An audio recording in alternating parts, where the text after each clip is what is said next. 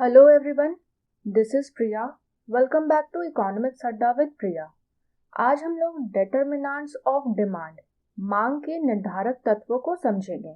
इस लेक्चर को स्टार्ट करने से पहले इस वीडियो को लाइक और शेयर जरूर कर दीजिएगा और मेरे चैनल को सब्सक्राइब जरूर कीजिएगा। So let's begin. Determinants of demand, मांग के निर्धारक तत्व। इसका दूसरा नाम होता है factors affecting demand for a commodity, वस्तु की मांग को प्रभावित करने वाले कारक। ऑलरेडी इससे पहले वाले लेक्चर में हम लोग मांग फलन को देखे थे, जिसमें देखे थे कि वस्तु का मांग किस किस कारक से प्रभावित हो जाता है। आज हम लोग वही कारक को देखेंगे और समझेंगे कि वो किस तरह से मांग को प्रभावित करता है। इसमें हम लोग समझेंगे कि फैक्टर्स में किस तरह का परिवर्तन आता है और उस परिवर्तन आने से वस्तु का जो मांग है उसमें किस तरह का परिवर्तन होता है। तो इसमें देखेंगे हम लोग वस्तु की मांग को प्रभावित करने वाले कारक दो तरह के होते हैं। पहला है फैक्टर्स अफेक्टिंग इंडिविजुअल डिमांड, व्यक्तिगत मांग को प्रभावित करने वाले कारक, और दूसरा है फैक्टर्स अफेक्टिंग मार्केट डिमांड, बाजार की मांग को प्रभावित करने वाले कारक। फैक्टर अफेक्टिंग इंडिविजुअल डिमांड में हम लोग देखेंगे कि वो कौन कौन सा फैक्टर्स है, यानी कौन कौन सा ऐसा कारक है जो व्यक्तिगत मांग को प्रभावित करता है, यानी इंडिविजुअल डिमांड को प्रभावित करता है। और फैक्टर अफेक्टिंग मार्केट डिमांड में देखेंगे कि वो कौन कौन सा कारक है जिसके कारण पूरा मार्केट डिमांड प्रभावित हो जाता है। तो हम लोग शुरू करते हैं फैक्टर अफेक्टिंग इंडिविजुअल डिमांड, व्यक्तिगत मांग को प्रभावित करने वाले कारक। इसमें पहला फैक्टर है प्राइस ऑफ द कमोडिटी, वस्तु की कीमत। There is an inverse relationship between quantity demand of a commodity and its price. People buy more at lower price and less at higher price. किसी वस्तु की मात्रा की मांग और उसकी कीमत के बीच विपरीत संबंध होता है। लोग कम कीमत पर ज्यादा और ज्यादा कीमत पर कम खरीदते हैं। इसका मतलब है वस्तु का कीमत और वस्तु का मांगा गया मात्रा यानी प्राइस और क्वांटिटी के बीच में इनवर्स रिलेशनशिप होता है, यानी विपरीत संबंध होता है। विपरीत संबंध का मतलब होता है जब वस्तु का कीमत बढ़ जाता है तो हम डिमांड वस्तु का कम करते हैं, यानी उसका क्वांटिटी हम लोग कम खरीदते हैं। लेकिन इसका उल्टा भी होता है, जब वस्तु का कीमत कम हो जाए तो हम वस्तु का मांगा गया मात्रा को बढ़ा देते हैं, यानी हम ज्यादा क्वांटिटी अब डिमांड करते हैं, ज्यादा क्वांटिटी खरीदते हैं। तो यहाँ पे वस्तु का जो मांगा गया मात्रा है, यानी उसका जो डिमांड है, वो इफेक्ट हो गया किसके कारण? तो वस्तु का कीमत के कारण, यानी प्रभावित हो गया वस्तु का कीमत के कारण। तो यहाँ पे वस्तु का मांगा गया मात्रा और उसके कीमत के बीच में हमें विपरीत संबंध देखने को मिल रहा है, क्योंकि जब कीमत बढ़ रहा है तो हम डिमांड कम कर रहे हैं और जब कीमत घट रहा है तो हम ज्यादा डिमांड कर रहे हैं। दोनों का एरो जो है वो विपरीत दिशा में जा रहा है। तो इस जगह पे वस्तु का कीमत और वस्तु का मांगा गया मात्रा के बीच में विपरीत संबंध है। जैसे उदाहरण में यहाँ पे गेहूं है, अगर गेहूं का कीमत बढ़ जाएगा तो ऑटोमेटिक है आप गेहूं का मांग जो है वो कम करेंगे। लेकिन अगर अभी गेहूं का कीमत कम हो जाता है तो हम ज्यादा से ज्यादा डिमांड करके उसको घर पे रख लेंगे, यानी ज्यादा से ज्यादा उसका क्वांटिटी को खरीद करके हम घर पे रख लेंगे। तो यहाँ पे आप देखेंगे कि गेहूं का जो कीमत है और गेहूं का जो मांगा गया मात्रा है, इसके बीच में एक विपरीत संबंध देखने को मिल रहा है। तो यहाँ पे हमारा पहला कारक था वस्तु का कीमत, तो यहाँ गेहूं का कीमत के कारण गेहूं का जो मांग है वो प्रभावित हो गया। नेक्स्ट है इनकम ऑफ द कंज्यूमर, उपभोक्ता की आय। उपभोक्ता का आय में अगर वृद्धि होगा तो वस्तु का मांग भी ज्यादा करेगा, लेकिन वो निर्भर करता है कि वस्तु कैसा है। तो दो तरह का वस्तु होता है। पहला सुपीरियर गुड्स, जिसका दूसरा नाम है नॉर्मल गुड्स, सामान्य वस्तुएं। सामान्य वस्तु यानी नॉर्मल गुड्स, सुपीरियर गुड्स वो सारा वस्तु होता है जिसको हम डेली इस्तेमाल करते हैं, जिसका स्वाद, जिसका टेस्ट जो होता है वो बहुत अच्छा होता है। तो नॉर्मल गुड्स के केस में there is a direct relationship between income of the consumer and demand. उपभोक्ता की आय और सामान्य वस्तुओं की मांग के बीच सीधा संबंध होता है। इसका मतलब होता है कि अगर उपभोक्ता का इनकम बढ़ रहा है तो वो नॉर्मल गुड्स का डिमांड ज़्यादा करेगा। इसका विपरीत भी होता है कि अगर उपभोक्ता का इनकम अब कम हो गया है, उसका आय अब कम हो गया है, वो कम पैसा कमा रहा है, तो वो वस्तु का जो डिमांड है वो अब कम करेगा, क्योंकि उसके पास अब उतना पैसा नहीं है कि वस्तु का डिमांड को वो ज़्यादा कर सके। तो यहाँ पे आप देख रहे होंगे कि वस्तु का डिमांड जो है, यानी वस्तु का मांगा गया मात्रा उपभोक्ता का आय के कारण प्रभावित हो गया है। और ये किस तरह का प्रभाव डाला है? तो ये सीधा संबंध है उपभोक्ता का आय और वस्तु का मांगा गया मात्रा के बीच। अगर उपभोक्ता का आय में वृद्धि होगा तो उपभोक्ता वस्तु का मांगा गया मात्रा में भी वृद्धि करेगा। और इसका विपरीत भी हो सकता है कि अगर उपभोक्ता का आय में कमी हुआ है तो वो अब वस्तु को कम डिमांड करेगा, यानी वस्तु को कम मांगेगा। तो उपभोक्ता की आय और सामान्य वस्तुओं की मांग के बीच सीधा संबंध होता है। लेकिन दूसरा वस्तु है इंफीरियर गुड्स, जिसका दूसरा नाम है गीफन गुड्स, घटिया वस्तुएं। घटिया वस्तु वो होता है जिसका स्वाद हमें पसंद नहीं, जो हमें अच्छा नहीं लगता है, जो उतना टिकाऊ नहीं होता है। तो घटिया वस्तु के केस में there is an inverse relationship between income of the consumer and demand. उपभोक्ता की आय और घटिया वस्तुओं की मांग के बीच विपरीत संबंध होता है। यानी जब उपभोक्ता का इनकम में वृद्धि होता है, उसके आय में वृद्धि होता है, तो उपभोक्ता घटिया वस्तु का जो डिमांड है वो कम कर देता है। अब आप ही सोचिए, अगर आपका आय में वृद्धि होगा तो आप घटिया वस्तु को क्यों खरीदेंगे? तो उसका डिमांड कम हो जाता है। लेकिन इसका विपरीत भी होता है जब आपका आय में कमी हो जाता है। जब आपका आय में कमी हो गया है, यानी अब आप सक्षम नहीं है सामान्य वस्तु को खरीदने के लिए, तो आय में कमी आने के कारण अब आप घटिया वस्तु का डिमांड ज्यादा करेंगे। तो घटिया वस्तु के केस में उपभोक्ता का आय और वस्तु का मांगा गया मात्रा के बीच में विपरीत संबंध हमें देखने को मिलेगा। अगर उपभोक्ता का इनकम में वृद्धि होगा, उसका आय में वृद्धि होगा, तो उपभोक्ता घटिया वस्तु का डिमांड कम कर देगा। और इसका विपरीत भी होगा, जब उपभोक्ता का आय में कमी होगा तो उपभोक्ता घटिया वस्तु का डिमांड ज्यादा कर देगा। तो यहाँ पे उपभोक्ता का आय और घटिया वस्तु का मांगा गया मात्रा के बीच में विपरीत संबंध है। थर्ड नंबर में है टेस्ट एंड प्रेफरेंस, उपभोक्ता की रुचि। There is a direct relationship between taste and preference of the consumer and demand for a commodity. If the taste and preference are in favor of a commodity, then its demand increases and vice versa. उपभोक्ता के स्वाद और पसंद और वस्तु की मांग के बीच सीधा संबंध होता है। यदि स्वाद और पसंद किसी वस्तु के पक्ष में है तो उसकी मांग बढ़ जाती है, और अगर ना हो तो मांग घट जाती है। यहाँ उपभोक्ता की रुचि में अगर उपभोक्ता को किसी वस्तु का स्वाद पसंद लगा होगा तो वो उस वस्तु का ज्यादा मांग करेगा। यानी उपभोक्ता को उस वस्तु का टेस्ट अच्छा लगा होगा तो वो ज्यादा डिमांड करेगा। या इसका विपरीत भी हो सकता है कि अगर उपभोक्ता को उस वस्तु का टेस्ट बहुत खराब लगा होगा, वो वस्तु उसको पसंद नहीं आया होगा, तो वो डिमांड कम करेगा। तो यहाँ पे उपभोक्ता का टेस्ट और वस्तु का मांगा गया मात्रा के बीच में एक संबंध देखने को मिल रहा है, और वो संबंध सीधा संबंध है, क्योंकि अगर उपभोक्ता को उस वस्तु का स्वाद पसंद आ रहा है तो वो ज्यादा डिमांड करेगा, और इसका विपरीत जब उपभोक्ता को उस वस्तु का स्वाद पसंद नहीं आएगा तो वो कम डिमांड करेगा। जैसे कि यहाँ एग्जाम्पल में पनीर चिल्ली है। अगर आप रेस्टोरेंट गए हैं और वहाँ पे पनीर चिल्ली ऑर्डर किए हैं और आपको उसका स्वाद बहुत अच्छा लगा है, तो अगली बार आप उस वस्तु का डिमांड यानी पनीर चिल्ली को दोबारा ऑर्डर करेंगे, यानी उस वस्तु का डिमांड बढ़ जाएगा।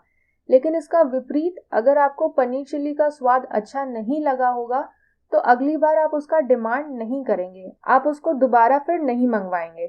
तो यहाँ पे वस्तु का जो डिमांड है और उपभोक्ता का जो रुचि है उसके बीच में सीधा संबंध होता है। नेक्स्ट है फ्यूचर एक्सपेक्टेशन ऑफ प्राइस, भविष्य में कीमत परिवर्तन की आशा। इसमें देखेंगे कि भविष्य में कीमत परिवर्तन के कारण वर्तमान में वस्तु का मांगा गया मात्रा में किस तरह से परिवर्तन आता है।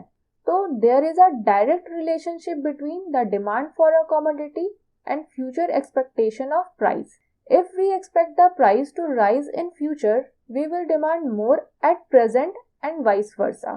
किसी वस्तु की मांग और भविष्य में कीमत परिवर्तन की आशा के बीच सीधा संबंध होता है। अगर हमें भविष्य में कीमत बढ़ने की उम्मीद होती है तो हम वर्तमान में अधिक मांग करेंगे, और इसके विपरीत भविष्य में वस्तु की कीमत अगर घटने वाली होती है तो हम वर्तमान में कम मांग करेंगे। यहाँ पे है कि अगर कोई वस्तु का भविष्य में कीमत बढ़ने वाला होता है तो हम वर्तमान में उस वस्तु का ज्यादा मांग करते हैं ताकि हमें भविष्य में उसका मांग ना करना पड़े और हमें नुकसान ना हो। यानी भविष्य में अगर कीमत उसका बढ़ने वाला है वस्तु का, तो हम वर्तमान में उस वस्तु का ज्यादा डिमांड करके रख लेंगे, यानी ज्यादा से ज्यादा उसका मात्रा खरीद करके रख लेंगे ताकि हमको भविष्य में नुकसान ना हो। या इसका विपरीत भी होता है, जब भविष्य में उस वस्तु का कीमत अगर घटने वाला होता है, हमें पता चला कि भविष्य में उस वस्तु का कीमत कम हो जाएगा, तो वर्तमान में हम उस वस्तु का मांग जो होता है वो कम कर देंगे ताकि हम उस वस्तु को भविष्य में खरीदें और हमको नुकसान ना हो, हमें फायदा हो। तो यहाँ वस्तु का मांग भविष्य में कीमत परिवर्तन की आशा के कारण प्रभावित हो गया। और यहाँ पे ये किस तरह का प्रभाव डाला, तो ये सीधा संबंध हमें बता रहा है कि वस्तु का अगर भविष्य में कीमत बढ़ेगा तो हम मांग ज्यादा कर देंगे वर्तमान में, और इसका विपरीत जब वस्तु का कीमत भविष्य में कम हो जाएगा तो वर्तमान में हम उस वस्तु का मांग कम कर देंगे। तो यहाँ पे किसी वस्तु की मांग और भविष्य में कीमत परिवर्तन की आशा के बीच सीधा संबंध होता है। अगर इसको एक उदाहरण के जरिए समझे तो मान लीजिए कि अभी गेहूं का जो कीमत है वो 100 रुपया पर केजी है, लेकिन अभी आपको कहीं से पता चलता है कि भविष्य में गेहूं का जो कीमत है वो 120 रुपया पर केजी होने वाला है, यानी भविष्य में गेहूं का कीमत बढ़ने वाला है। तो वर्तमान में क्या करेंगे आप? वर्तमान में आप बाजार की ओर दौड़ेंगे और जल्दी से गेहूं खरीद के रख लेंगे, यानी वर्तमान में आप गेहूं का मांग ज्यादा कर दिए क्योंकि भविष्य में गेहूं का जो कीमत है वो बढ़ने वाला था। तो यहाँ पे वस्तु का मांग और भविष्य में कीमत परिवर्तन की आशा के बीच में सीधा संबंध होता है। नेक्स्ट है प्राइस ऑफ अदर कमोडिटी, अन्य वस्तुओं की कीमत। यहाँ पे हम लोग देखेंगे कि दो तरह का वस्तु होता है। पहला सब्स्टिट्यूट गुड्स, स्थानपन्न वस्तु, और दूसरा कॉम्प्लीमेंट्री गुड्स, पूरक वस्तु। सब्स्टिट्यूट गुड्स यानी स्थानपन्न वस्तुएं वो वस्तु होता है जो एक दूसरे के बदले काम करता है। जब आप बाजार गए और आप कोका कोला पीना चाहते हैं बट कोका कोला आपको नहीं मिला बाजार में, तो आप पेप्सी पी लेते हैं। तो यहाँ पे दोनों का जो स्वाद है वो बिल्कुल एक जैसा है और दोनों का जो काम है वो भी एक जैसा है। तो ये स्थानपन्न वस्तुएं हैं, सब्स्टिट्यूट गुड्स है। अगर आपको बाजार में एक वस्तु नहीं मिलता है तो आप उसी के जैसा दूसरा वस्तु को खरीद लेते हैं। इसका और उदाहरण हो सकता है जैसे कोलगेट और क्लोजअप, डाबर लाल और पेप्सोडेंट। ये सारा टूथपेस्ट है। जब आप बाजार गए कोलगेट को खरीदने के लिए और आपको कोलगेट नहीं मिला तो आप क्लोजअप को खरीद लिए, क्योंकि कोलगेट और क्लोजअप का काम जो होता है वो एक ही है, हमारा दांत को साफ करना। तो ये सारा सब्स्टिट्यूट गुड्स होगा, स्थानपन्न वस्तु होगा। इसको एक दूसरे के बदले में इस्तेमाल किया जा सकता है। तो सब्स्टिट्यूट गुड्स, स्थानपन्न वस्तुओं के केस में अगर एक वस्तु का कीमत में परिवर्तन आता है तो दूसरे वस्तु का मांग में भी परिवर्तन आएगा। अगर मान लेते हैं कि यहाँ कोका कोला और पेप्सी का जो दाम है वो 20 रुपया है, दोनों का दाम 20 रुपया है। अगर कोका कोला अपना दाम में वृद्धि करता है, अब कोका कोला का जो नया दाम है वो 30 रुपया हो जाए, तो इस केस में क्या होगा कि लोग अब कोका कोला को नहीं पिएंगे क्योंकि अब इसका दाम बढ़ गया है और अभी भी पेप्सी का दाम 20 ही रुपया है। तो लोग अब पेप्सी का जो डिमांड है वो ज्यादा बढ़ा देंगे क्योंकि यहाँ पे कोका कोला का जो प्राइस है उसमें वृद्धि आ गया है। तो यहाँ पे कोका कोला का डिमांड क्यों बढ़ गया, उसका मांग में वृद्धि क्यों हो गया? तो उसका कारण है कि कोका कोला का जो कीमत था उसमें वृद्धि आया था। तो स्थानपन्न वस्तुओं के केस में अन्य वस्तु का कीमत और विशेष वस्तु का मांगा गया मात्रा के बीच में डायरेक्ट रिलेशनशिप होता है, यानी सीधा संबंध होता है। अगर अन्य वस्तु का कीमत बढ़ेगा तो विशेष वस्तु का मांगा गया मात्रा भी बढ़ेगा। लेकिन इसका विपरीत भी हो सकता है। अगर अन्य वस्तुओं का कीमत में गिरावट आएगा तो विशेष वस्तु का मांगा गया मात्रा में भी गिरावट आएगा। जैसे अगर कोका कोला का दाम 20 रुपया भी है और इसमें कमी आ जाता है, मान लीजिए कोका कोला का नया दाम अब 10 रुपया हो गया है, तो अब कोका कोला हमें 10 रुपए में मिल रहा है, लेकिन पेप्सी तो अभी भी हमें 20 रुपया में ही मिल रहा है। तो लोग अब कोका कोला पीने लगेंगे, पेप्सी को छोड़ देंगे, क्योंकि दोनों का स्वाद एक ही है। तो अन्य वस्तु का कीमत में अगर गिरावट आएगा तो विशेष वस्तु का जो मांगा गया मात्रा है उसमें भी कमी आएगा और दोनों के बीच हमें सीधा संबंध देखने को मिलेगा। नेक्स्ट है कॉम्प्लीमेंट्री गुड्स, पूरक वस्तुएं। पूरक वस्तुएं का मतलब होता है कि वो वस्तु जो आपस में साथ मिल करके काम करता है, ये अकेले कुछ भी काम नहीं कर सकता। जैसे स्कूटर है, स्कूटर बिना फ्यूल के वो चलेगा नहीं।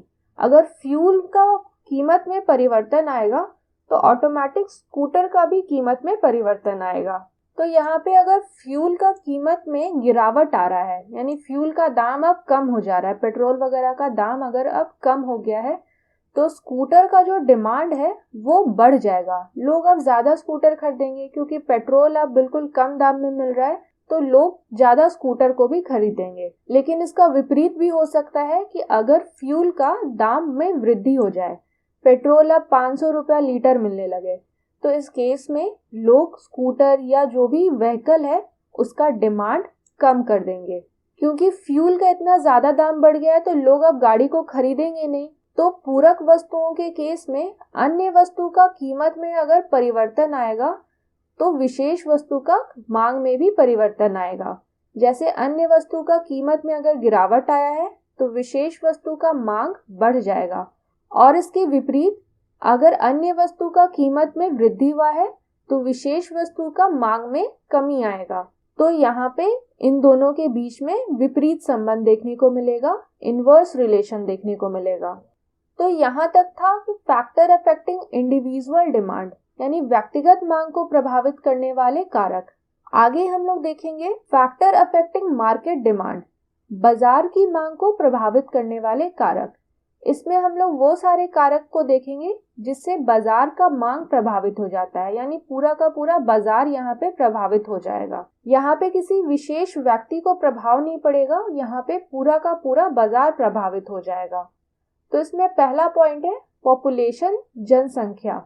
इस पॉइंट को हम लोग छोटा सा उदाहरण के रूप में समझेंगे। मान लीजिए कि आपके घर में कुछ दिनों के लिए मेहमान आ जाते हैं, यानी इस जगह अब आप वस्तु का जो डिमांड है वो बढ़ा देंगे। तो वस्तु का डिमांड अब आप क्यों ज्यादा बढ़ा दिए? क्योंकि आपके घर का जो जनसंख्या है उसमें वृद्धि हो गया है। लेकिन इसका विपरीत, जब आपके घर से वो सारे मेहमान चले जाते हैं तब आप वस्तु का डिमांड कम करेंगे, क्योंकि अब आपके घर का जो जनसंख्या है उसमें कमी आ गया है। तो इसी तरह देश में भी होता है, जब देश का जनसंख्या में वृद्धि हो जाता है तो बाजार में वस्तु का मांग में भी वृद्धि हो जाता है, और इसका विपरीत, जब देश का जनसंख्या में कमी आ जाता है तो बाजार में वस्तु का मांग में भी कमी आ जाता है। तो यहाँ पे जनसंख्या और वस्तु का मांगा गया मात्रा के बीच में डायरेक्ट रिलेशनशिप है, सीधा संबंध है, क्योंकि जब देश का जनसंख्या में वृद्धि हो रहा है तो डिमांड भी बढ़ रहा है, यानी एक अगर बढ़ रहा है तो दूसरा भी बढ़ रहा है, और अगर एक में कमी आ रहा है तो दूसरा में भी कमी आ रहा है। अगला है सीजन एंड क्लाइमेट, मौसम और जलवायु। तो कुछ ऐसा वस्तु होता है जिसको हम लोग पर्टिकुलर सीजन में ही खरीदते हैं, जैसे छाता और रेनकोट, ये बारिश के मौसम में ही खरीदते हैं। तो बारिश के सीजन में छाता और रेनकोट का डिमांड में वृद्धि आ जाएगा, लेकिन इसका उल्टा भी होगा, जब बारिश का सीजन चला जाएगा तो इसका डिमांड में कमी आ जाएगा।